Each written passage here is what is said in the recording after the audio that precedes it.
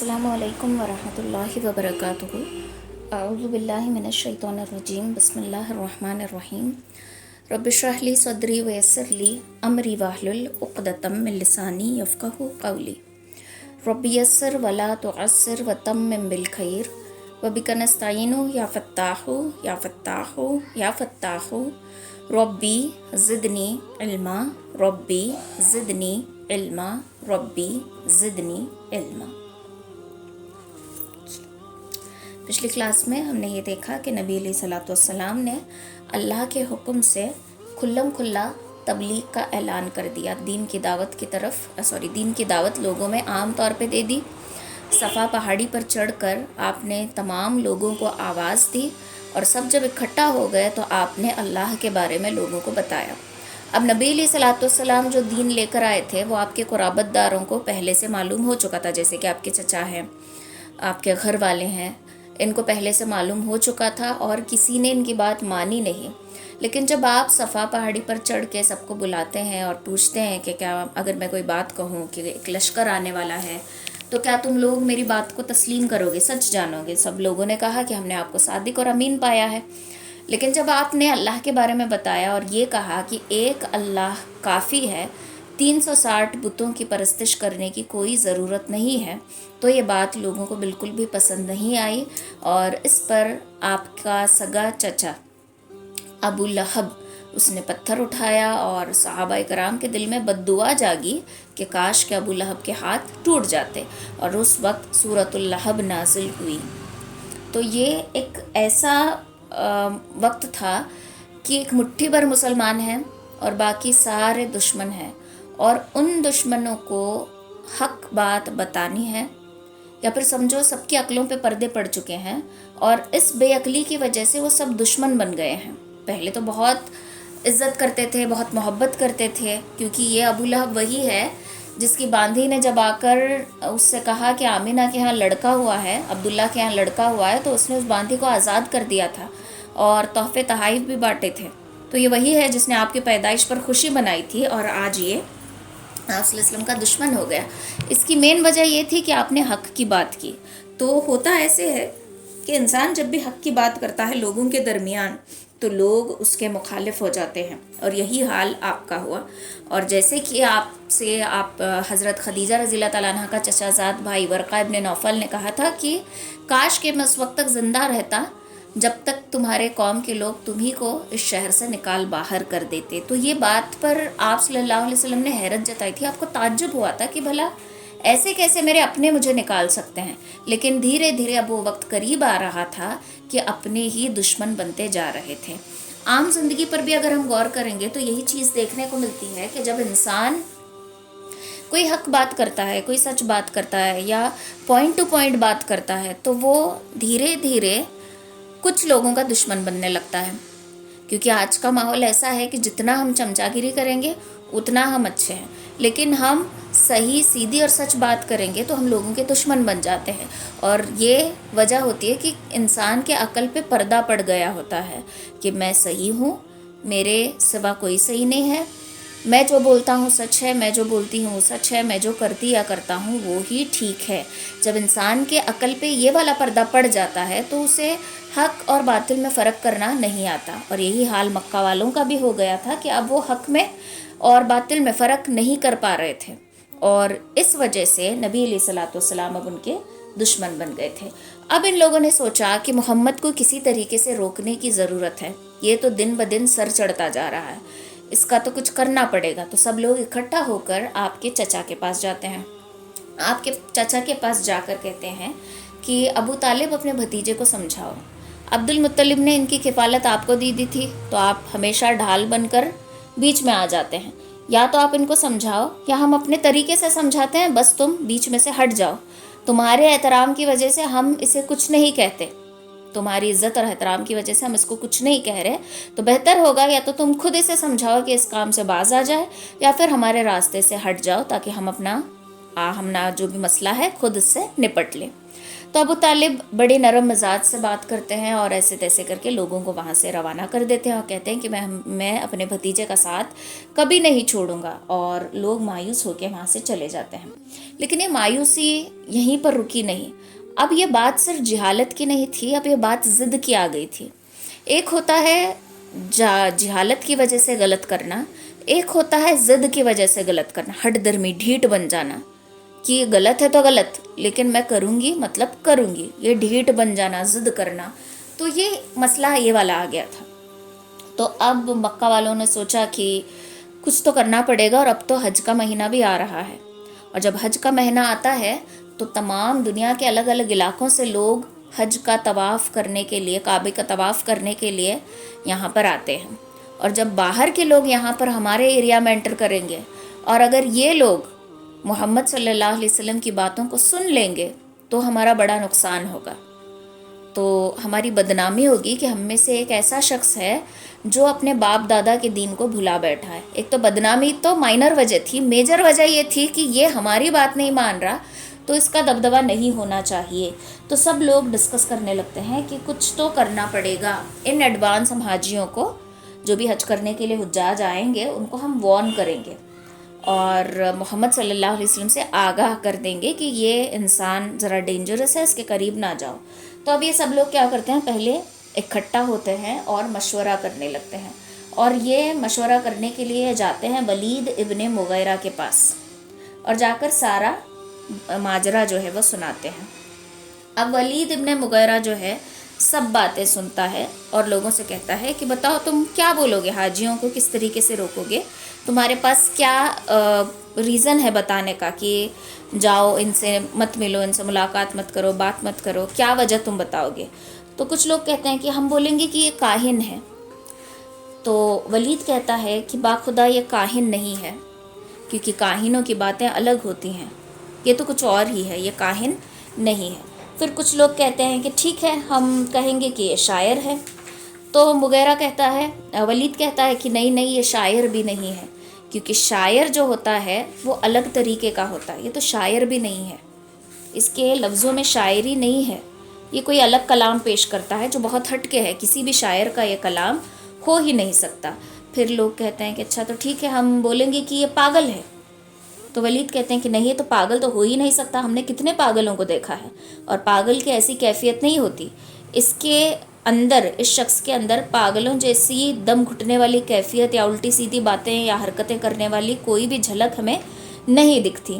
تو پھر لوگ کہنے لگے کہ جادوگر ہے۔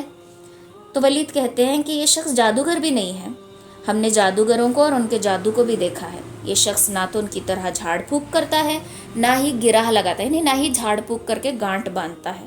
اب لوگ کہتے ہیں کہ تم تو ہر بات کو رد کر رہے ہو، تو تم ہی بتاؤ کہ ہم کیا بولیں۔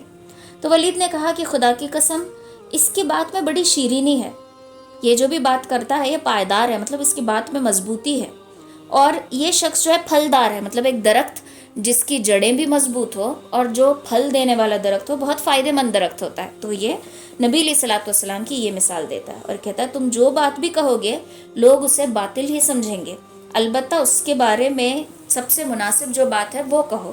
تو لوگ کہتے ہیں کہ وہی تو تم سے پوچھ رہے ہیں کہ بولو کیا بولیں۔ تو ولید ابن مغیرہ سوچ میں پڑ جاتا ہے کہ کیا بولوں اب میں، سوچتا ہے، بہت سوچتا ہے، سوچ کر لاسٹ میں کہتا ہے کہ ٹھیک ہے، سارے آپشن سے بہتر تھوڑا بہت مناسب جو ہے جادوگر کا ہی آپشن ہے، تو تم لوگوں سے کہہ دینا کہ یہ جادوگر ہے، اور جب یہ کلام کرتا ہے تو اس میں جادو ہوتا ہے اور اس سے تمہارے دلوں پر اور دماغ پر اثر کر جاتا ہے، یہ جادو تمہارے دل دماغ کو جکڑ لیتا ہے، اور اس وجہ سے تم اپنے باپ دادا کی دین سے دور ہو جاتے ہو اور اپنے قرابت داروں میں آپسی بھائی میں لڑائیاں مول لیتے ہو۔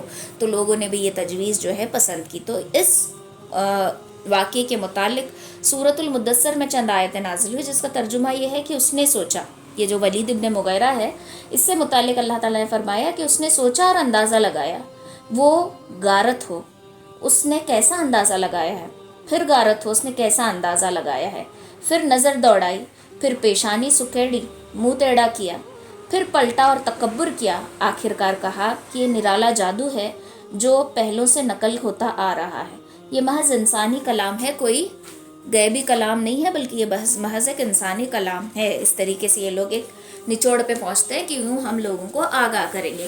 اب انسان کی ایک فطرت ہوتی ہے کہ جب بھی انہیں کسی بات سے یا کسی چیز سے آگاہ کیا جاتا ہے تو وہ اور زیادہ کیوریس ہوتے ہیں اس بارے میں. اگر میں بولوں کہ دیکھو وہاں مت جانا تو دل میں وہ ہونے لگتا ہے نا کہ جاؤں، جا کے دیکھوں کہ کیا ہے. یا پھر کوئی بولے کہ یہ چیز نہیں کھانی چاہیے تو ہمیں اور زیادہ کھانے کی کریونگ ہونے لگتی ہے. یا پھر کوئی یہ بولے کہ ڈاکٹر یہ بول دے کہ ان چیزوں سے پرہیز کرنا، یہ چیزیں نہیں کھانا، تو یقین جانا جب ہم بیمار ہوتے ہیں جن چیزوں سے پرہیز کرنے کے لیے کہا گیا ہے وہی چیزیں کھانے کا دل کرتا ہے. تو انسان کی فطرت ہوتی ہے کہ جب اسے کسی چیز کی نگیٹیوٹی بتا دی جائے، اس چیز سے روکا جائے، تو جب تک وہ خود ٹرائی نہیں کر لیتا اس کو اطمینان نہیں آتا. مطلب اس کے اندر ایک عجیب قسم کی کیوریوسٹی پیدا ہو جاتی ہے. تو جب حاجیوں کو یہ کہا گیا کہ دیکھو وہ جادوگر ہے، اس کے قریب مت جانا، اس کی بات مت سننا، وہ تم پہ جادو کر دے گا، اور اس جادو کا نتیجہ یہ ہوگا کہ تم اپنے باپ دادا کے دین کو چھوڑ دو گے، اور دین کو چھوڑ کر تم علیحدہ ہو جاؤ گے، اپنے خاندانوں سے الگ ہو جاؤ گے، دشمنی مول لو گے. تو لوگوں کے اندر شوق جاگا کہ چلو چل کر دیکھتے ہیں کہ آخر یہ کون انسان ہے. تو بہت سے لوگوں نے جب نبی علیہ الصلوۃ والسلام کی باتیں سنی تو تھوڑا تھوڑا اثر لے کر ہی اپنے ساتھ واپس گئے. جب یہ کام بھی فیل ہو گیا، مکہ والوں کا یہ کام بھی فیل ہو گیا، تو اب انہوں نے سوچا کہ یہ کام بھی فیل ہو گیا، اب تو کچھ اور کرنا پڑے گا، اب کچھ اور پلاننگ کرنی پڑے گی. تو اب انہوں نے کیا کیا کہ ہم ایک چیز یہ کر سکتے ہیں کہ نبی علیہ الصلوۃ والسلام جو بھی چیزیں لا رہے ہیں، مطلب جو بھی وہ تعلیمات دیتے ہیں، اس کو ہم جھوٹ جانیں گے، اس کا ہنسی مذاق اڑائیں گے. تو یہ کیا کرنے لگے، جیسے ہی نبی علیہ الصلوۃ والسلام کوئی بات کہتے تو اس کی ہنسی مذاق اڑا کر اس کو جوک بنا لیتے اور اس کی تکذیب کرتے، تاکہ جو ایمان لا رہے ہیں ان کے دل میں خدشہ پیدا ہو، ان کے دل میں شک پیدا ہو کہ کہیں ایسا تو نہیں، کہیں یہ یوں تو نہیں، دل میں شکوک پیدا ہونا. تو اس کے لیے یہ کیا کرنے لگے، ہنسی مذاق اڑا کر جو بھی دین کی بات ہوتی تھی اس کا بھرپور مذاق اڑانے لگے. پھر دیکھا کہ لوگوں پر اس کا بھی کچھ اثر نہیں ہوا، ایمان اتنے مضبوط ہیں کہ ان کے اندر کوئی شکوک ہی پیدا نہیں ہو رہے. تو اب انہوں نے دوسرا پینترا آزمایا. دوسرا یہ تھا کہ انہوں نے جو تعلیم تھی آپ صلی اللہ علیہ وسلم کی اس کو پریکٹس کیا، ٹھیک ہے، اس کو یاد کیا اور اس میں شکوک پیدا کرنا شروع کر دیے. دیکھو ایک ہوتا ہے یاد کرنا دل سے، ہم یاد اس لیے کر رہے ہیں تاکہ ہمیں یاد ہو جائے، ایک چیز یہ ہوتی ہے. دوسرا ہم اسٹڈی اس لیے کر رہے ہیں تاکہ اس میں ہم فالٹس نکال سکیں، شک کے سوالات پیدا کر سکیں. اور انسان کے اندر یہ ہوتا ہے نا کہ اگر وہ غلطی نکالنے کے لیے بیٹھ جائے تو اسے کہیں نہ کہیں سے غلطی مل ہی جاتی ہے. لیکن یہ تو کلام الہی تھا تو اس میں کوئی غلطی نہیں مل رہی تھی، لیکن ان کو اس میں شک اور شبے پیدا کرنے تھے. تو یہ شکوک پیدا کرنے کے لیے دین کے جو بھی باتیں ہوتی تھی ان کی مشق کرنے لگے، ان کے ایکسرسائزز کرنے لگے، ان کو پریکٹس کرنے لگے، اور پھر شک اور شبے کی باتیں ڈالنے لگے تاکہ لوگوں کے دل میں شک پیدا ہو جائے. ذرا اس پوائنٹ پہ غور کرو کہ بہت سارے ابھی کیسا ہو گیا کہ ہر جگہ دین کی کلاس ہو رہی ہے، online, specially online بہت زور پکڑ لیا ہے کلاسز نے. تو جب بھی ہم کسی کلاس میں جوائن ہو رہے ہیں تو پہلی رسپانسبلٹی یہ ہونی چاہیے کہ پڑھانے والا یا جہاں پہ ہم سیکھ رہے ہیں وہ پڑھانے والا اور سارا جو بھی نظام ہے وہ صحیح ہے کہ نہیں ہے. کیونکہ بہت سارے لوگ ایسے ہیں جو دین کو سیکھتے ہیں سکھانے کے لیے، لیکن مقصد سکھانا نہیں ہوتا، دل میں دین سے ریلیٹڈ ہی شک پیدا کرنا مقصد ہوتا ہے، جس کو ہم ان شارٹ برین واشنگ کہیں گے. تو ایسی باتیں اور ایسا مطلب سمجھ میں بھی نہیں آتا کہ یہ ہمارا برین واش کر رہا ہے یا کر رہی ہے، ہمیں بالکل بھی سمجھ میں نہیں آتا اور ہم خود الجھن میں الجھ جاتے ہیں. تو اس کے لیے کوئی بھی جہاں کلاس مل رہی وہاں جوائن ہو رہے ہیں، جہاں یہ کر رہے ہیں وہاں سے حاصل کر رہے ہیں، تو اس سے بہتر یہ ہے کہ پہلے تھوڑا سا تحقیق کر لیں کہ جو ہمیں پڑھا رہے ہیں وہ صحیح ہے کہ نہیں ہے، وہ جو بات بتا رہے ہیں وہ صحیح ہے کہ نہیں ہے، کہیں ہمیں گمراہ تو نہیں کر رہے. ہاں، شیطان نے جو آدم علیہ السلام کے سجدہ نہ کرنے پر اللہ تعالیٰ نے اس کو مردود بنا دیا، تو شیطان نے پہلے معافی مانگی، مہلت مانگی. اللہ نے جب مہلت دے دی تو شیطان اپنی اصلیت پہ آتا اور کہتا ہے کہ میں تیرے بندوں کو سبز باغ دکھا کر بہکاؤں گا. ہاں، یعنی کہ برائی کو اچھائی کی چادر اڑا کر ان کے سامنے پیش کروں گا، اور تیرے بندے سمجھیں گے کہ یہ نیک کام ہے بلکہ وہ گناہ کر رہے ہوں گے. تو ایسے ہی آج کیسا ہو گیا کہ کوئی بھی بات حدیث نہیں ہوتی لیکن حدیث میں ہے، یہ بول کر بیان کی جاتی ہے. کوئی بھی بات آیت نہیں ہوتی لیکن آیت ہے کہہ کر بیان کیا جاتا ہے. دیکھو اگر ہمیں حدیث پتہ ہے لیکن ورڈ ٹو ورڈ صحیح سے یاد نہیں، تو ہمیں بولنا ہے کہ حدیث کا مفہوم ہے، مطلب اس حدیث سے ایک نچوڑ نکل رہا ہے، یہ سمجھ میں آ رہا ہے. فہم یعنی کہ سمجھنا، مفہوم یعنی کہ اس حدیث سے یہ سمجھا جا رہا ہے. ایک آیت کا مفہوم ہے، آیت کا ترجمہ ہمیں پرفیکٹلی یاد نہیں ہے لیکن آیت کے اکارڈنگ یہ بات سمجھ میں آ رہی، یہ بولنا الگ ہوتا ہے. لیکن حدیثیں ہی غلط بیان کر دینا، خاص کر کے جو برین واشنگ کی جا رہی ہے جنریشن کی، وہ ایسی ہے کہ حدیثوں کو توڑا مروڑا جاتا ہے اور اسپیشلی انگلش میں حدیثیں بیان کی جاتی ہیں. اور جو انگلش میں حدیثیں ٹرانسلیشن وغیرہ جو ہوتا ہے، وہ انگلش دیکھو، اور ریگولر انگلش دیکھو، وہ انگلش ذرا ٹف ہوتی ہے تھوڑی سی سمجھنے کے لیے. تو جب ہم اس کو پڑھتے ہیں تو ہم خود کنفیوژن میں پڑ جاتے ہیں، اور اس میں بھی اگر حدیث کو توڑ کے آدھے سے حدیث دی جائے تو انسان کنفیوز ہو جاتا ہے. تو ابھی کے جو یوتھ ہے ان کو کہاں کنفیوز کیا جا رہا ہے، ایسے ہی حدیثوں کے ساتھ، اور بتایا جا رہا ہے کہ دیکھو ایسا کیا گیا تھا، عورتوں پہ یوں ظلم ہوا تھا. ہاں، عورتوں کا یہ سسٹم تھا. پہلے کیسا تھا کہ نکاح متا کیا جاتا تھا، مطلب کہیں سفر پہ جا رہے ہیں تو اس لیے کہ کوئی گناہ نہ ہو جائے نکاح کیا جاتا تھا رہنے کے لیے ساتھ میں. بعد میں اس کو رد کر دیا گیا، پھر اس کی اجازت باقی نہیں رہی. لیکن یہ حدیث یا پھر یہ پہلے کی بات بتا کر بچوں میں یہ بات ڈالی جاتی کہ دیکھو دین میں کیسا، عورت کا کیا مقام ہے. تو لڑکیوں کے دماغ میں کیا آتا کہ کیا عورت کا کوئی مقام ہی نہیں دین میں. لیکن یہ نہیں بتایا جاتا کہ یہ چیزیں رد کی گئیں، ان کو بعد میں منسوخ کیا گیا، یہ نہیں بتایا جاتا. تو یوں کر کے کیا ہے، شک پیدا کرنا. اس کو کہتے ہیں کہ دین کی تعلیم حاصل کرنا اس نیت سے کہ اس میں شک پیدا کرنا. تو یہ لوگ وہی کرنے لگے کہ دین کے مشق کرنے لگے، جو بھی تعلیمات تھی اس کی، اور اس میں شک پیدا کرنے لگے، لوگوں کے دلوں میں شک ڈالنے لگے. لیکن اس کا بھی کچھ خاص اثر نہیں ہوا. پھر تیسرا انہوں نے کام یہ کیا کہ یہ کہنے لگے کہ پہلے کے جو افسانے تھے، پہلے کی جو باتیں تھیں، سٹوریز تھی، وہ افسانے قرآن کی باتوں سے کمپیئر کرنے لگے اور بولنے لگے کہ یہ تو وہ آیت آتی نا، قول اساطیر الاولین، یہ تو پہلوں کے قصے ہیں، یہ تو پرانے لوگوں کے قصے ہیں، یہ تو پرانی گھڑی ہوئی باتیں ہیں، یہ کوئی نئی بات نہیں ہے. جیسے کہ سورۃ الفاتحہ ہے، سورۃ الفاتحہ ہمیں قرآن میں بھی ملے گی، سورۃ الفاتحہ ہمیں بائبل میں بھی ملے گی، ہر کتاب میں سورۃ الفاتحہ پائی گئی ہے. تو اس کے حساب سے بولیں گے کہ یہ تو اس میں بھی پایا گیا ہے، کوئی نئی بات نہیں ہے، یہ تو وہ والے قصے ہیں. تو یہ ایسا کرنے لگے کہ کمپیریزن کرنے لگے پرانی کتابوں کو، پرانے قصوں کو، افسانوں کو، ان کو کمپیئر کر کے لوگوں میں پھر فتنے ڈالنے کی کوشش کرنے لگے. لیکن پھر اس کا بھی اثر نہیں ہوا. نبی علیہ الصلوۃ والسلام نے صحابہ کرام کے ایمان کو ایسا مضبوط کیا تھا، ایسا اس کو شیپ دیا تھا کہ چاہے کوئی آندھی آئے، کوئی طوفان آئے، یہ ایمان کی مضبوطی ڈیمیج نہیں ہونے والی تھی. اتنا پرفیکٹلی اس کو ٹرین کیا گیا تھا ایمان کو. جیسے کہ صحابہ کرام کی تعلیم ایسے نبی علیہ الصلوۃ والسلام نے دی تھی ان کو کہ صحابہ کرام فیل کرتے تھے کہ اللہ تعالیٰ ہمیشہ ہمارے ساتھ، محسوس کیا کرتے تھے. اور ایسی تعلیم دی گئی تھی کہ اللہ بندے کے گمان کے مطابق اس کے ساتھ ہوتا ہے. تو صحابہ کرام کو لگتا تھا کہ میں جو گمان کروں گا میرا رب میرے ساتھ ویسے حالات پیش کرے گا. لیکن آج دیکھو ہمارے ایمان کتنے کمزور ہے، ویسا گمان بھی ہم نہیں کرتے. ہم یوزولی کیا یہ کرتے ہیں کہ ہم جیسا سوچتے ہیں ویسے حالات پیش آتے ہیں.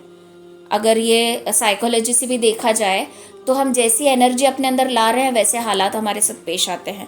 اور یہ دین کہتا ہے کہ اس لیے کہتے ہیں کہ مایوسی کفر ہے، مایوسی کفر ہے. اسی لیے اچھی امید، پازیٹیوٹی ہمیشہ اپنے اندر رکھنی چاہیے. برے حالات میں بھی پازیٹیو آپشن کو ڈھونڈ کے نکالنا چاہیے، کیونکہ یہ دین ہمیں سکھاتا ہے. اور یہی طریقہ آپ صلی اللہ علیہ وسلم نے صحابہ کرام کو دیا تھا. اور صحابہ کرام ہمیشہ اللہ تعالیٰ کو ہر وقت اپنے ساتھ محسوس کیا کرتے تھے. پھر یہ تیسرا بھی پینترا جو تھا یہ بھی فیل ہو گیا. پھر اس کے بعد یہ لاسٹ یہ کرنے لگے، سودے بازی پر آ گئے، ڈیلنگ کرنے لگے کہ پھر سب اکٹھا ہو گئے. سب اکٹھا ہو کر پھر سے ابو طالب کے پاس گئے اور کہا کہ ابو طالب اپنے بھتیجے کو سمجھاؤ کہ وہ اپنے اس کام سے باز آ جائے، یا پھر اس سے کہو کہ 1 سال وہ ہمارے معبودوں کی عبادت کرے، 1 سال ہم اس کے معبود کی عبادت کریں گے. یا پھر اس سے پوچھو کہ اگر وہ امیری چاہتا ہے، رئیس بننا چاہتا ہے، تو ہم ساری دولت اس کے قدموں میں لا کر رکھ دیں گے. اگر یہ بھی اسے منظور نہیں، اگر وہ مکہ کی کسی بہترین خوبصورت عورت کو اپنے نکاح میں چاہتا ہے تو ہم وہ بھی حاضر کر دیں گے. پورے عرب میں جو سب سے زیادہ خوبصورت ہوگی وہ بھی لا کر اسے دے دیں گے. اگر یہ بھی نہیں تو کم از کم اتنا کہہ دو کہ وہ ہمارے معبودوں کا ایٹ لیسٹ ہاتھ تو لگا دے، ایٹ لیسٹ ٹچ تو کر لے، کیونکہ بڑی حقارت سے دیکھتا ہے. تو ابو طالب جب آپ صلی اللہ علیہ وسلم کے پاس جاتے ہیں تو آپ صلی اللہ علیہ وسلم کہتے ہیں کہ اے میرے چچا، اگر یہ لوگ میرے ایک ہاتھ میں چاند اور دوسرے ہاتھ میں سورج بھی لا کر دیں گے تو میں اپنے کام سے باز نہیں آؤں گا. اور یہ وہ وقت تھا جب سورۃ الکافرون نازل ہوئی کہ آپ کہہ دیجئے اے کافروں، نہ میں ان کی عبادت کرتا ہوں جن کی تم عبادت کرتے ہو، نہ تم اس کی عبادت کرتے ہو جس کی میں عبادت کرتا ہوں، نہ میں آئندہ ان کی عبادت کروں گا جن کی تم عبادت کرتے ہو، نہ تم آئندہ اس کی عبادت کرو گے ان فیوچر جس کی میں آج عبادت کرتا ہوں. تمہارا دین تمہارے لیے ہے، میرا دین میرے لیے ہے. تو یہ سودے بازی، یہ ڈیلنگ بھی فیل ہو گئی، یہ بھی چیز جو ہے فیل ہو گئی. ابھی ہر حال میں ان کو صرف ان کا ہر ایک پلان فلاپ ہو رہا تھا. تو اب لاسٹ ان کے پاس کوئی آپشن نہیں بچاتا سوائے اس کے کہ یہ ظلم اور زیادتی کریں. تو اب یہ لوگ جو صرف انکار کر رہے تھے، جو ضد کر رہے تھے، جو ہٹ دھرمی پہ اتر آ گئے تھے، اب انہوں نے ظالم بننے کا شوق پال لیا.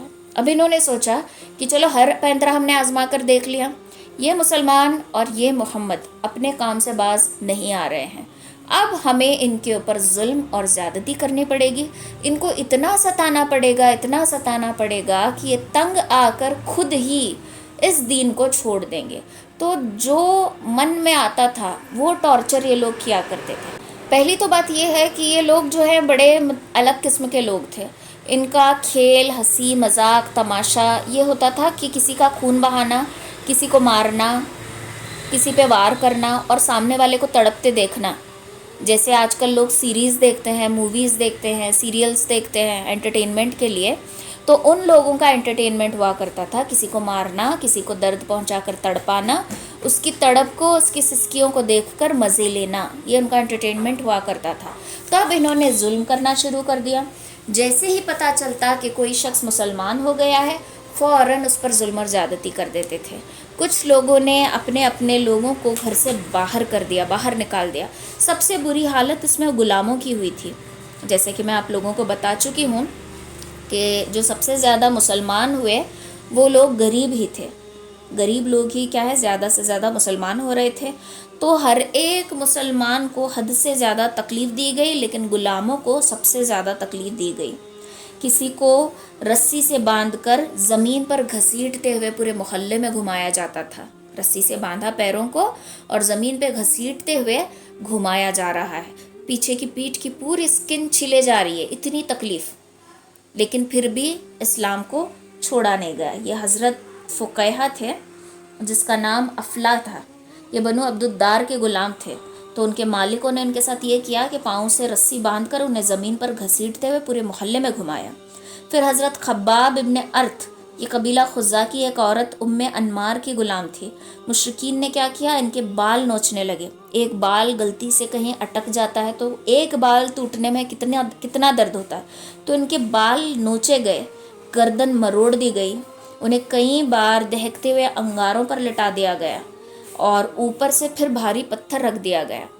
آگ کے جو شعلے ہوتے ہیں، جیسے کوئی باربیکیو کرنے کے لیے جیسے ہم شعلے گرم کرتے ہیں نا، ویسے گرم گرم شعلوں پہ لٹا دیا گیا، پلس موومنٹ نہ کرے اس لیے اوپر سینے کے اوپر بھاری پتھر رکھ دیا گیا. لیکن پھر بھی ایمان کو انہوں نے نہیں چھوڑا. اسی طریقے سے بہت سارے غلاموں کو بہت زیادہ تکلیف دی گئی. ویسے ہی حضرت عثمان ابن عفان، ان کے چچا ان کے کھجور کی چٹائی میں ان کو لپیٹ دیتے اور نیچے سے دھواں دیا کرتے تھے. کسی کو اتنا کوڑوں سے مارا جاتا کہ چمڑیاں اکڑ کے آ جاتی. کسی کو بھوکا پیاسا رکھا جاتا تھا، کسی کو لاڑ پیار میں پالا ہے لیکن پھر بھی ان کو گھر سے باہر کر دیا، دربدر کر دیا. یہ ساری چیزیں دن بدن تکلیفیں بڑھتی گئی. اور ایسا نہیں ہے کہ یہ صرف لوگوں کو تکلیف دے رہے تھے، یہ نبی علیہ الصلوۃ والسلام کو بھی تکلیف دیتے تھے. کبھی آپ کے اوپر اوجڑی ڈال دی، کبھی آپ کے اوپر کچرا پھینک دیا، کبھی کچھ تو کبھی کچھ، اس طریقے سے تکلیف دینے لگے. پھر انہوں نے کیا کیا، آپ کو یہ بدنی تکلیف دینے کے بجائے ذہنی تکلیف دینا شروع کر دیا. دیکھو انسان کے اندر دو ٹائپ کی تکلیفیں ہوتی ہیں. ایک ہوتا ہے فزیکل تکلیف دینا، دوسرا ہوتا ہے مینٹلی تکلیف دینا. فزیکل تکلیف انسان برداشت کر سکتا ہے. جو مینٹلی ٹارچر اس کو کیا جاتا ہے، یہ ایسا زخم ہے جو دکھتا بھی نہیں ہے، لوگوں کو نظر بھی نہیں آتا اور اندر اندر تکلیف دے رہا ہوتا ہے. تو ان لوگوں نے نبی علیہ الصلوۃ والسلام کو مینٹلی ٹارچر کرنا شروع کر دیا. آپ صلی اللہ علیہ وسلم یہ کہتے ہیں کہ میرے سے پہلے بہت سارے انبیاء کرام آئے ہیں, کسی کو ان کی قوم نے قتل کر دیا, کسی کو ان کی قوم نے آرے سے چیر دیا, آرے جو سو ہوتا نا اس سے چھیل دیا پورا, کسی کو لوہے کی کنگھی سے کھرچ دیا, پوری لوہے کی کنگھی سے ان کو اس طرح سے اسکریچ کر دیا, الگ الگ تکلیفیں دی ہیں. لیکن باخدا جتنی تکلیف مجھے دی ہے اتنے کسی نبی کو نہیں دی گئی. تو جسمانی تکلیف نا بہت ایک نہ ایک دن زخم بھر جاتے ہیں, انسان بھول بھی جاتا ہے درد کو, لیکن جو مینٹلی تکلیف دی گئی ہے, جس میں دل دکھا ہو, دماغ تھکا ہو, راتوں کی نیند اڑ گئی ہو, انسان بے چین سکون سے سو نہیں پا رہا, رات بھر ڈر کے جاگتا ہو, بے چین سا ہے, کیا کھا رہا ہے اسے پتہ نہیں, سو رہا ہے تو نیند لگی ہے کہ نہیں لگی پتہ نہیں, تو اس کو کہتے ہیں مینٹلی ٹارچر کرنا. تو اس طریقے سے نبی علیہ الصلوۃ والسلام کو مینٹلی ٹارچر کیا گیا. تو کیا کیا گیا, سب سے پہلے ابو لہب نے کیا کیا, اپنے بیٹوں کو حکم دے دیا کہ آپ صلی اللہ علیہ وسلم کی دونوں بیٹیوں کو طلاق دے دے. ان کے بیٹوں کے نکاح, ابو جہل کے جو بیٹے تھے اس کے نکاح میں آپ کی بیٹیاں تھیں, تو اس نے سب سے بری حرکت یہ کی کہ اپنے بیٹوں سے کہا کہ ابھی اسی وقت دونوں کو طلاق دے دے. تو ایک ساتھ دو بیٹیاں طلاق لے کر گھر آنا, یہ ماں باپ کے دل پہ کیا بیتتی ہے یہ ماں باپ ہی جانتے ہیں. تو یہ صرف دشمنی کا بدلہ تھا کہ تم اس کام سے باز نہیں آ رہے نا, تو دیکھو اب ہم کیا کیا کرتے ہیں. تو یہ یوں بدلہ لینے لگے. تو اس کے ابو لہب کا جو بیٹا تھا عتبہ اور عتیبہ, ان کی شادی جو ہے آپ صلی اللہ علیہ وسلم کی بیٹیاں رقیہ اور ام کلثوم رضی اللہ تعالیٰ عنہما سے ہوئی تھی. دونوں کو ایک ہی دن ایک وقت طلاق مل گئی, دونوں اپنے گھر آ گئیں. اس پر بھی آپ اپنے کام سے باز نہیں آئے, صبر کر لیا, اللہ کی مرضی سوچ کر اس پر اطمینان سے رہے. لیکن چاہے انسان جتنے بھی اطمینان سے رہو, کہیں نہ کہیں تھوڑی نہ تھوڑی تکلیف ہوتی ضرور ہے. کبھی آپ کو ابتر کا تانا دیتے تھے کہ آپ کا کوئی بیٹا باقی نہیں ہے, آپ کا تو نام لینے والا کوئی باقی نہیں رہے گا. کبھی کچھ تانا دے رہے ہیں, کبھی کچھ تانا دے رہے ہیں. تو ڈائریکٹلی کوئی مار دے تو بھی انسان برداشت کر سکتا ہے, ایک تانے دینا, تانا انسان برداشت نہیں کر پاتا. ٹونٹ مارنا, کمنٹ پاس کرنا اس کو بہت چبھتا ہے, انسان کی فطرت ہوتی ہے, اسے تانے چبھتے ہیں. تو یوں آپ صلی اللہ علیہ وسلم کو تکلیف دینے لگے. جب یہ تکلیفیں حد سے زیادہ بڑھنے لگی, اب یہ ہو گیا کہ جب بھی مسلمانوں کو اکٹھا کہیں دیکھتے تھے تو ڈائریکٹ حملہ کرنے کے لیے آ جاتے تھے, مطلب تکلیف دینا. اور مسلمان ٹھہرے کمزور, طاقتور ان میں سے کوئی نہیں تھا, سب کمزور تھے. ابھی پورے جو بھی شروع کے مسلمان اول جو ایمان لانے والے ہیں, ان میں کوئی ایسا بولڈ نہیں ہے, اسٹرانگ نہیں ہے جو جا کے لڑ سکے, سب کمزور ہیں. اور اس میں سے آدھے غلام ہیں. تو ہر کوئی ایسا نہیں تھا کہ اس جو وہ ظلم کر رہے ہیں اس کو سٹینڈ لے کر ان سے سوال کر سکے, ان سے لڑ سکے, ایسا کوئی نہیں تھا. تو ایک دن کی بات ہے جب صحابہ کرام گھاٹیوں میں چھپ چھپ کر نماز پڑھ رہے تھے, تو ایک کفار قریش کے قافلہ یا چھوٹے تھوڑے بہت ایک لوگوں کے گروپ نے ان کو دیکھ لیا. دیکھ کر گالی گلوچ شروع کر دی اور لڑائی جھگڑے کرنے لگے. دیکھ کر برداشت کے باہر ہونے پر جواباً حضرت سعد ابن ابی وقاص رضی اللہ تعالیٰ عنہ نے ایک شخص کو تلوار سے ایسی ضرب لگائی کہ اس کا خون بہنے لگا. ایسی ضرب لگائی کہ وہ مارنا ہی ایسا تھا کہ اس کا خون بہنے لگا. یہ اسلام لانے کے بعد سب سے پہلا خون تھا جو بہایا گیا. حضرت سعد ابن ابی وقاص نے جو ضرب لگائی تھی اس سے خون بہا تھا, یہ اسلام کا پہلا خون تھا جو بہایا گیا. تو جہاں کہیں لوگوں کو دیکھ رہے ہیں وہاں تکلیف دے رہے ہیں. جب یہ ظلم اور ستم حد سے زیادہ بڑھ گئے تو آپ نے کہا کہ اے لوگوں تم ہجرت کر لو. اور یاد رکھنا ہجرت کرنا سنت ہے. جب انسان کو کہیں امن نہیں مل رہا, اگر وہ ہجرت کر لے تو اسے امن مل جاتا ہے. ٹھیک ہے, تو ہجرت کر لے. تو ہجرت کرنا کہاں ہے, تو ہجرت کرنے کے لیے جو جگہ طے کی گئی, نبی علیہ الصلوۃ والسلام نے کہا کہ تم لوگ حبشہ کی طرف ہجرت کر لو. وہاں کا جو بادشاہ ہے اس کا نام اشامہ نجاشی تھا, یہ بہت ہی عادل بادشاہ تھا, تو تم وہاں جاؤ. تو یہ جو پہلی ہجرت ہوئی, پہلی ہجرت میں صرف 12 مرد اور 4 عورتیں تھیں, اور ان کے امیر عثمان ابن عفان رضی اللہ تعالیٰ عنہ تھے. تو یہ لوگ گئے حبشہ کی طرف چھپتے چھپاتے. لیکن جب یہ آلریڈی جا چکے تھے تو کافروں کو پتہ چلا کہ مسلمان یہاں سے جا رہے ہیں, تو انہوں نے پیچھا کیا لیکن یہ ان کے ہاتھ سے جو ہے وہ چھوٹ گئے. جب یہ وہاں پر جا کر پہنچے تو دیکھا کہ واقعی حبشہ کا جو بادشاہ تھا نجاشی بہت نیک دل تھا, اور بہت ہی اچھا برتاؤ اس کا لوگوں کے ساتھ تھا، کوئی ظلم اور ستم، ناحق کسی کو مارنا، یہ ساری چیزیں اس کے اندر نہیں تھی. تو لوگ وہاں پر جا کر تھوڑی بہت اطمینان کی سانس انہوں نے لی. یہاں پر کیا ہوا، ان کی ہجرت کے بعد کا ایک واقعہ ہے کہ لوگ سن رہے تھے آپ صلی اللہ علیہ وسلم کیا پڑھ رہے ہیں. تو آپ صلی اللہ علیہ وسلم قرآن پڑھ رہے تھے. قرآن میں انہوں نے اچانک ہی قرآن کی تلاوت شروع کی. اب اس قرآن کی تلاوت کی جو آیت تھی شروع جو کی، وہ اس آیت کا ترجمہ یہ تھا کہ اس قرآن کو مت سنو. جیسے میں آپ کو تھوڑی دیر پہلے بولی کہ انسان کی فطرت ہوتی ہے، جب اس کو کسی چیز سے روکا جائے وہ اور زیادہ متاثر ہوتا ہے. تو آیت یہ تھی کہ اس قرآن کو مت سنو اور اس میں خلل ڈالو. ادھم مچ گئی، لوگ اب دھیان سے سننے لگے اور تاکہ تم غالب رہو.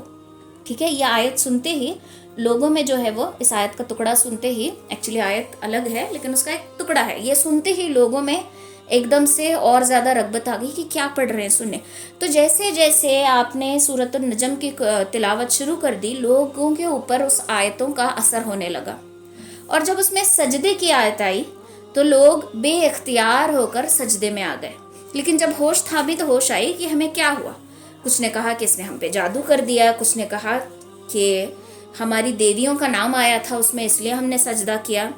یوں تیوں کہہ کر انکار کرنے لگے. لیکن قرآن کا اثر تھا جو ان کے سینوں پر چل رہا تھا، تو لوگ بہانے کرنے لگے.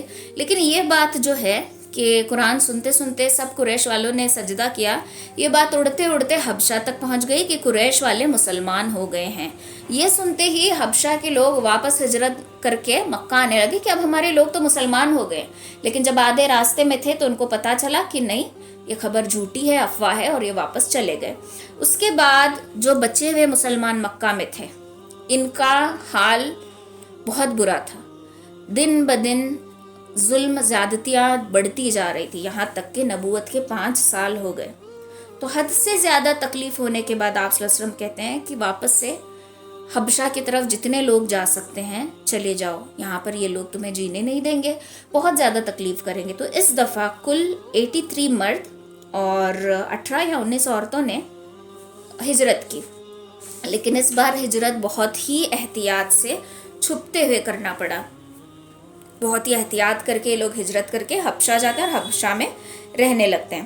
اب یہ جو حبشہ کا بادشاہ تھا، اس سے عمرو ابن عاص اور عبداللہ ابن ربیعہ، ان دونوں کی گہری دوستی تھی اور یہ گہری سوجھ بوجھ والے آدمی تھے. لیکن ابھی اسلام کا اثر ان کے سینوں پر نہیں ہوا تھا. یہ دونوں جاتے ہیں حبشہ اور جا کر بادشاہ سے کہتے ہیں کہ اے بادشاہ، آپ کے ملک میں ہمارے کچھ ناسمجھ نوجوان بھاگ آئے ہیں.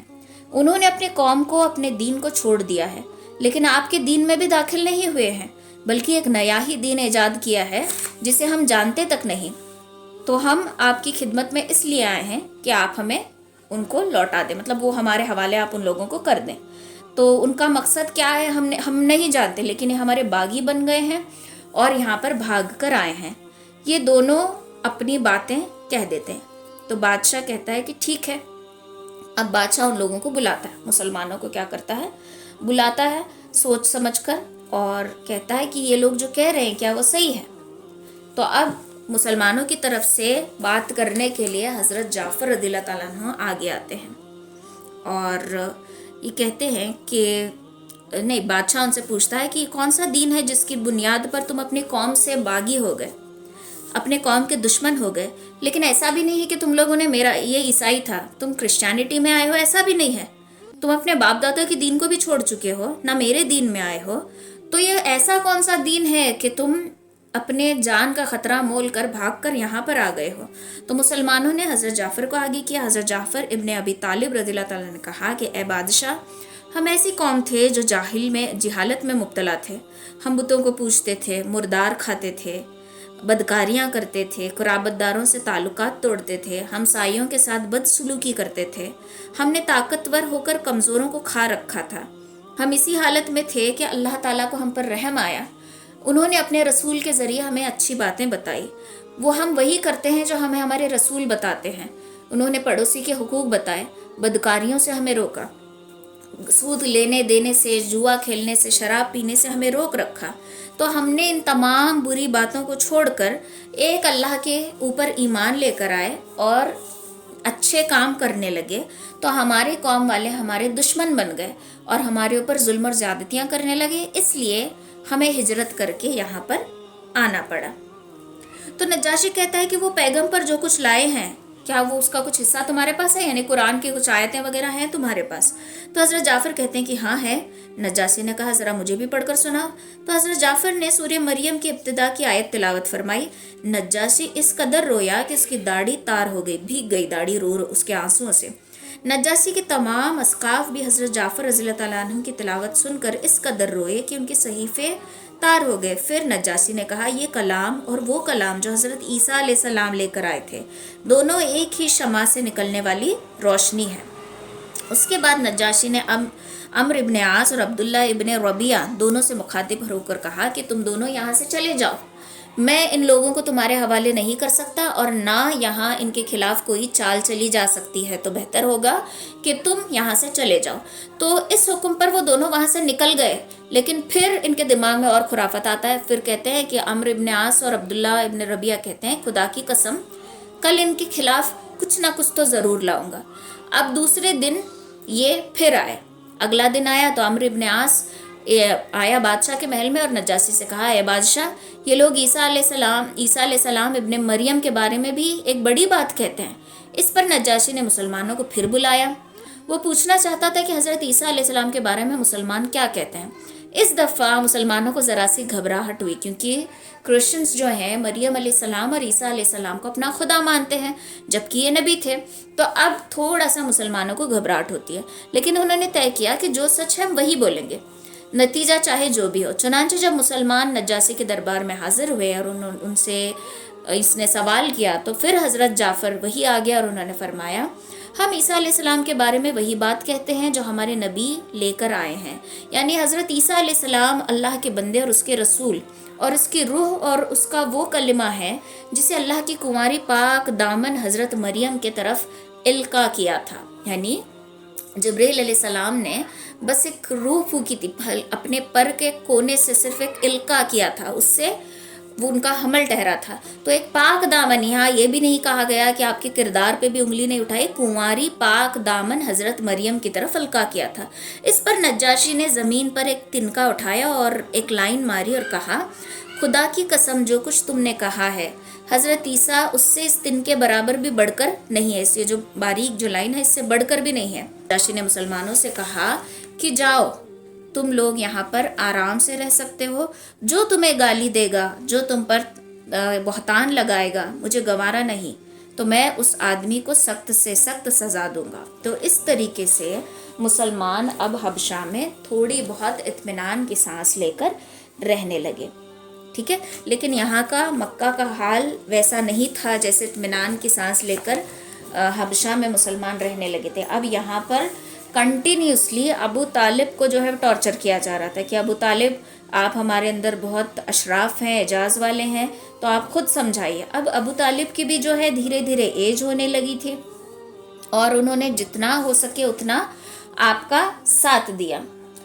تو اب ابو طالب ایک دن کیا کہتے ہیں، بہت زیادہ زور اور دھمکیاں ڈالنے کی وجہ سے پریشان ہو جاتے ہیں اور کہتے ہیں بھتیجے تمہاری قوم کے لوگ میرے پاس آئے تھے اور ایسی ایسی باتیں کہنے لگے تھے اور مجھ پر اور اپنے آپ پر رحم کرو، اس معاملے میں مجھ پر اتنا بوجھ نہ ڈالو کہ میری بوڑھی ہڈیاں اس کو اٹھا نہ سکیں۔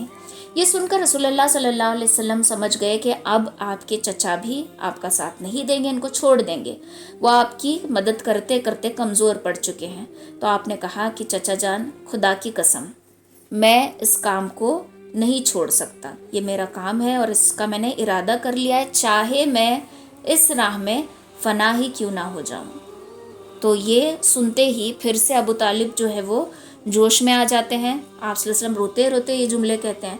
تو یہ ابو طالب کہتے ہیں بھتیجے جاؤ جو کرنا ہے کرو، تمہیں جو مرضی تم جو چاہتے وہ کرو، خدا کی قسم میں تمہیں کبھی بھی کسی بھی وجہ سے نہیں چھوڑ سکتا۔ اور کہنے لگے کہ باخدا وہ لوگ تمہارے پاس اپنی جمعیت سمیت بھی ہرگز نہیں پہنچ سکتے، یہاں تک کہ میں مٹی میں دفن کر دیا جاؤں، تم اپنی بات کھلم کھلا کہو، تم پر کوئی قاعدہ نہیں ہے، کوئی تمہیں روک ٹوک نہیں ہے، تم خوش ہو جاؤ اور تمہاری آنکھیں اس سے ٹھنڈی ہو جائے، صرف آپ کے آنسو دیکھ کر ابو طالب جو ہے تڑپ اٹھے اور آپ کی بات سن کر آپ بھی جوش میں آئے اور کہنے لگے کہ کوئی بھی تمہیں اب نقصان نہیں پہنچا سکتا. لیکن قریش والے یہیں پر چپ نہیں رہے، مسلسل یہ ابو طالب کے پاس آتے تھے اور پریشان کرتے تھے. ابو طالب کو دن بدن پریشان کرنے لگے اور یہاں تک کا معاملہ آ گیا کہ اب انہوں نے آپ صلی اللہ علیہ وسلم کے قتل کی بھی سازشیں کرنا شروع کر دی. تو یہ آگے انہوں نے کیا کیا سازشیں کی، کیا کیا ظلم اور ستم ڈھاتے گئے، یہ ساری چیزیں انشاءاللہ ہم نیکسٹ کلاس میں دیکھیں گے. آج کے لیے اتنا کافی ہے.